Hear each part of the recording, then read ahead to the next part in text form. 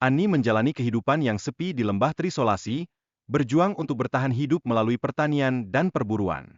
Kehidupan tanpa listrik memberinya tantangan yang berat, memaksanya untuk belajar beradaptasi dengan keadaan yang keras dan tidak bersahabat.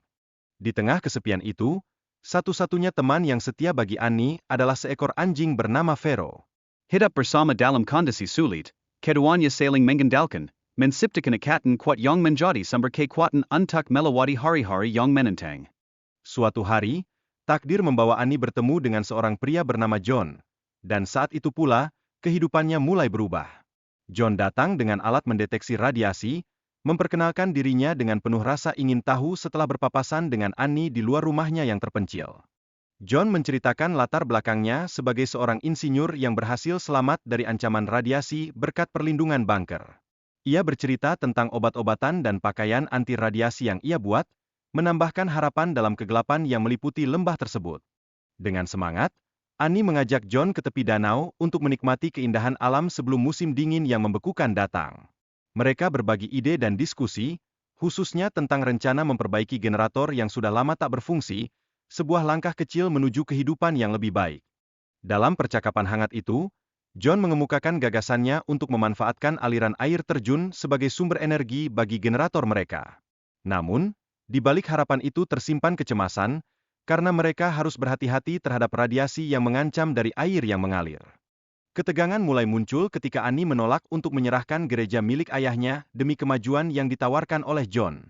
Disinilah konflik antara modernisasi dan warisan budaya mengungkapkan kesulitan yang dirasakannya, menggambarkan betapa beratnya menggabungkan kedua aspek yang saling bertentangan.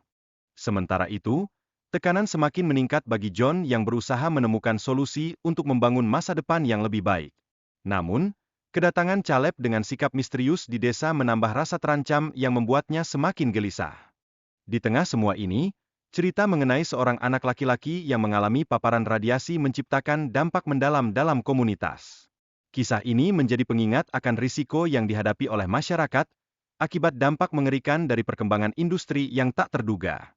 Perasaan Annie tersentuh ketika ia mendengar tentang anak kecil yang terbunuh oleh tindakan John.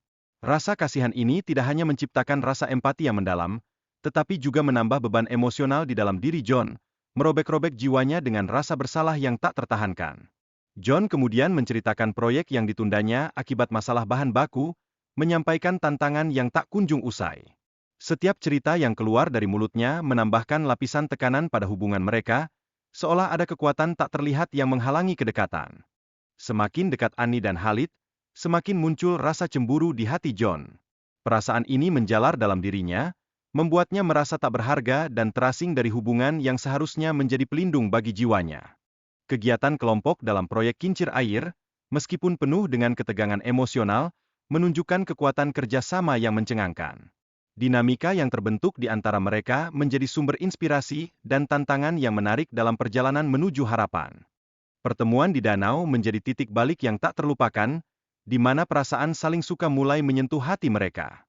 Momen ini membawa kedalaman baru pada hubungan mereka, terutama bagi John, yang mulai merasakan getaran manis namun rumit dari cinta yang tumbuh. Saat John mengulurkan permohonan maafnya, momen itu mencerminkan kerentanan dan harapan untuk memperbaiki apa yang telah retak. Namun, rasa cemburu yang mengganggu tetap menjadi penghalang, mewakili tantangan terberat yang harus mereka hadapi dalam perjalanan menuju rekonsiliasi.